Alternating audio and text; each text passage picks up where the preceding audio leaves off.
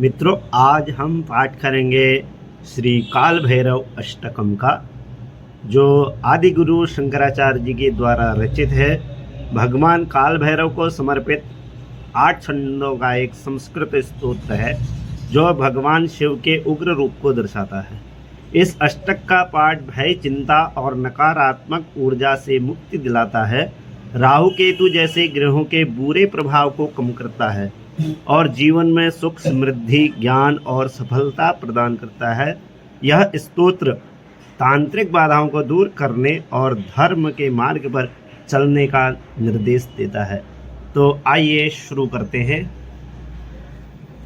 ओम देवराज सेव्यमान पावनाग्रिपंकजं व्यालयज्ञसूत्रमिन्दुशेखरं कृपाकरं नारदादियोगिवृन्द वन्दे तं दिगम्बरं काशिकापुराधिनाथ कालभैरवं भजे भानुकोटिभास्वरं भवाब्धितारकं परं नीलकण्ठमीप्सितार्थदायकं त्रिलोचनं कालकालमम्बुजाक्षमक्षशूलमक्षरं काशिकापुराधिनाथ कालभैरवं भजे शूलटङ्कपाशदण्डपाणिमादिकारणं श्यामकायमादिदेवमक्षरं निरामयं भीमविक्रमं प्रभुं विचित्रताण्डवप्रियं काशिकापुराधिनाथ कालभैरवं भजे भुक्तिमुक्तिदायकं प्रशस्तचारुविग्रहं भक्तवत्सलं स्थितं समस्तलोकविग्रहं विनिक्वणन्मनोज्ञहेमकिङ्किणीलसत्कटिं काशिकापुराधिनाथ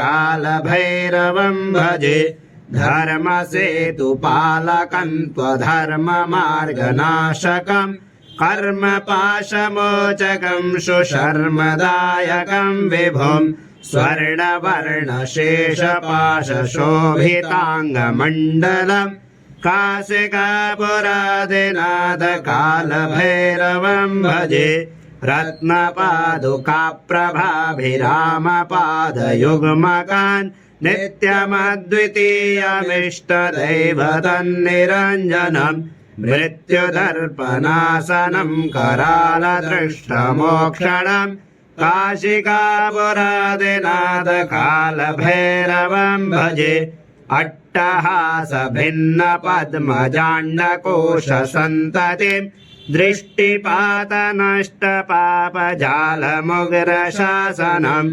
अष्टसिद्धिदायकं कपालिमालिकन्धरं काशिकापुराधिनाथ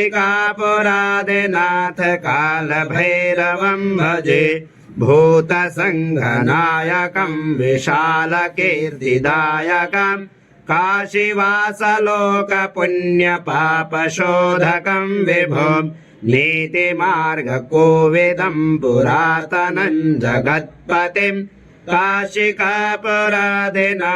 कालभैरवं भजे कालभैरवाष्टकं पठन्ति ये मनोहरं ज्ञानमुक्तिसाधनं विचित्रपुण्यवर्धनं शोकमोहदैन्यलोभकोपतापनाशनं ते प्रयान्ति कालभैरवाङ्घ्रिसन्निधिन्ध्रुवं ते प्रयान्ति कालभैरवाङ्घ्रिसन्निधिन्ध्रुवं श्रीमच्छङ्कराचार्य विरचितं कालभैरवाष्टकं सम्पूर्णम्।